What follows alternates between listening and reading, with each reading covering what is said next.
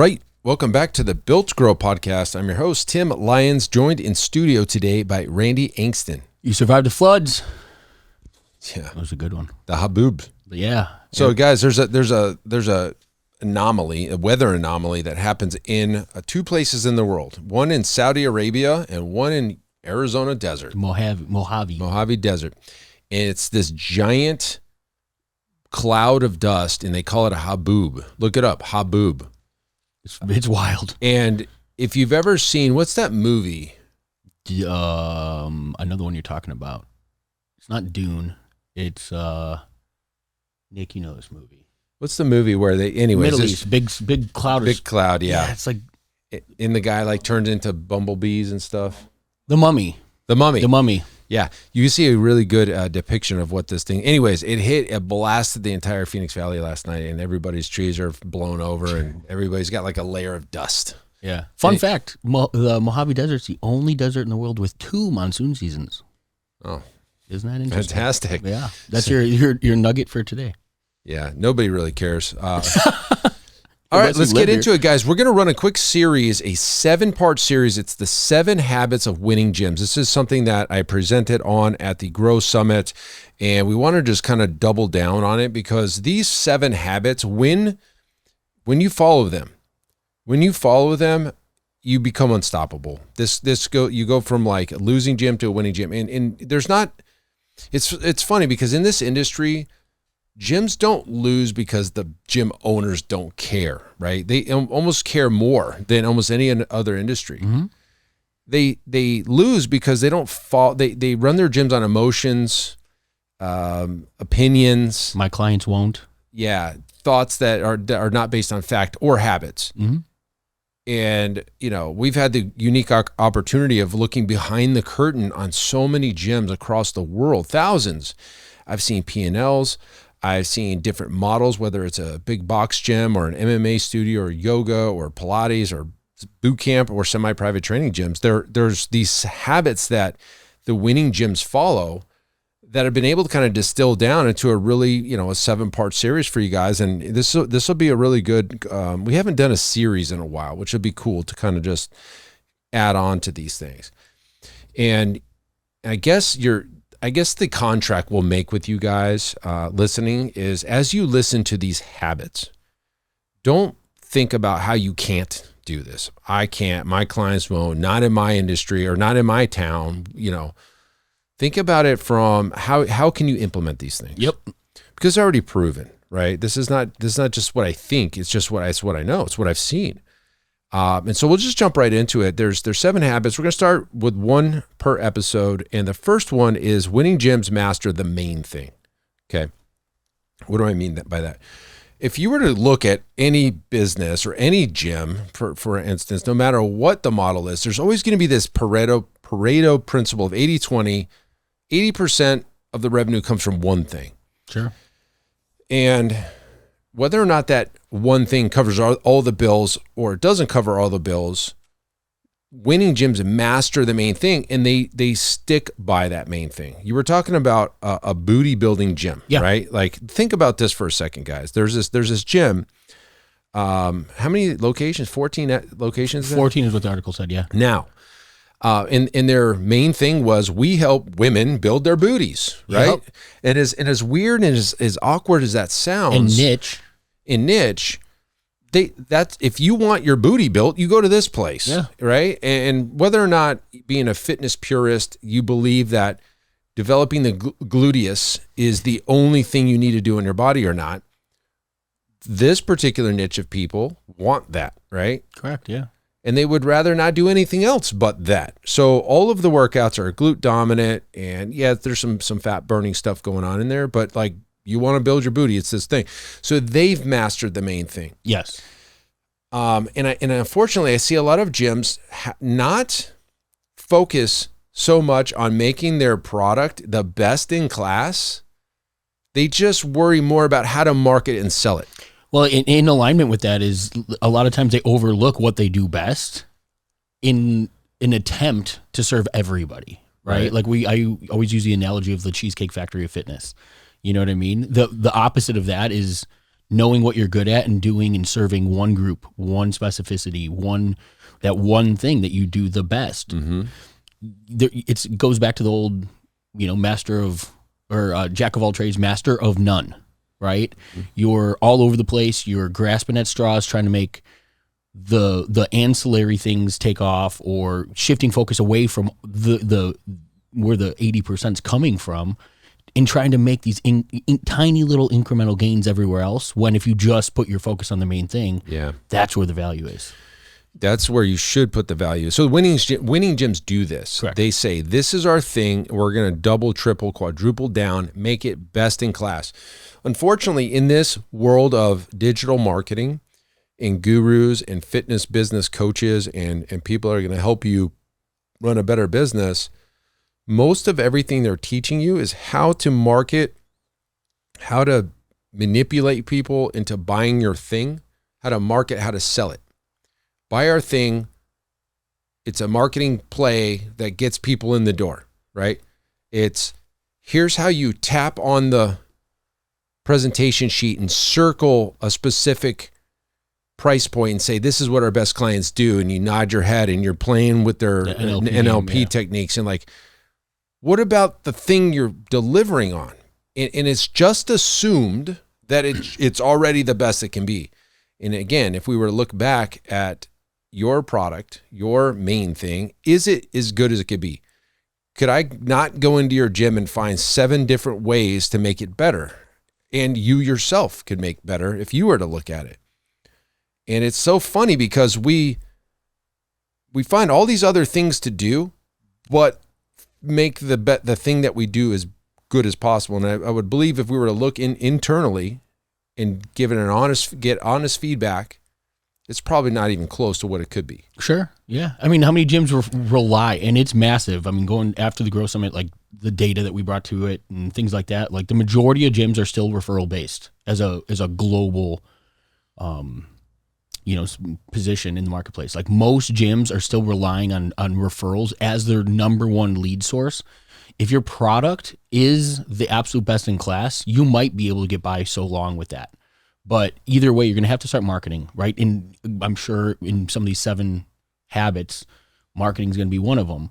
But when it comes to the product that you're offering, right?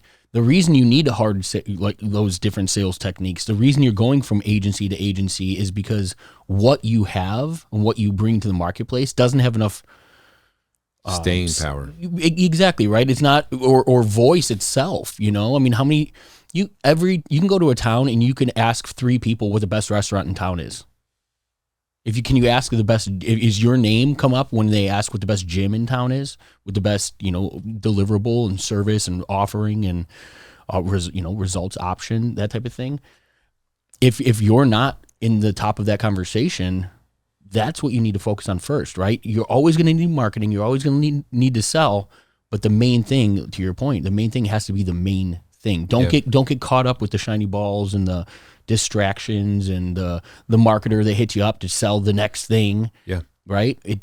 Build a really great service, and part of that exposure happens just organically.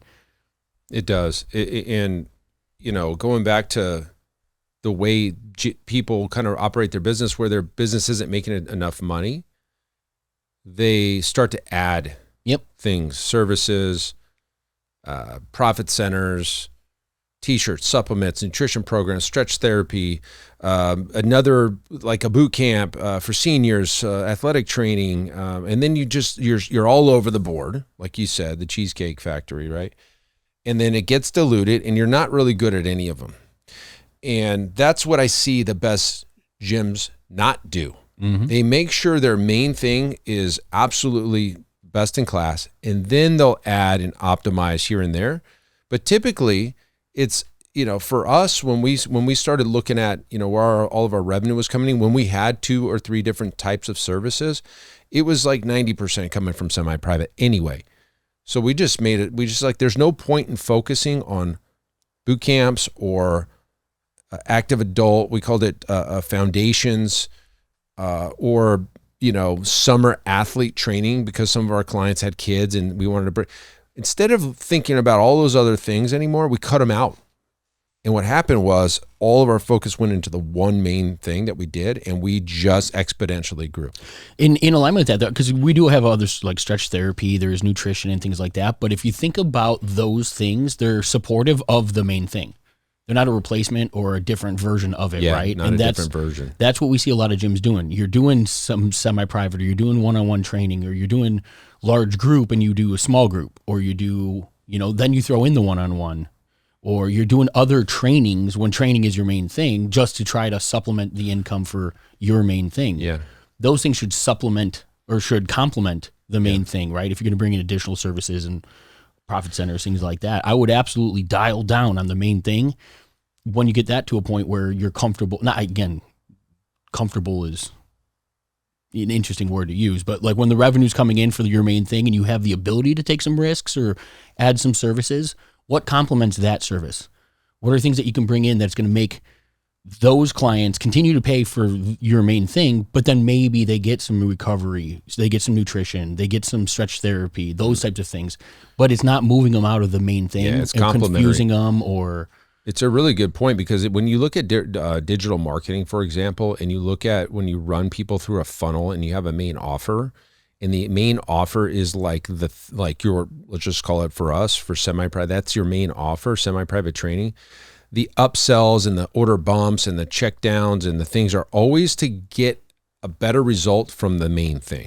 Exactly. So for example, if we were to sell, again, this is a digital marketing like playbook. If you were to sell semi-private training, the add-on to that might be a nutrition plan. It might be a supplement.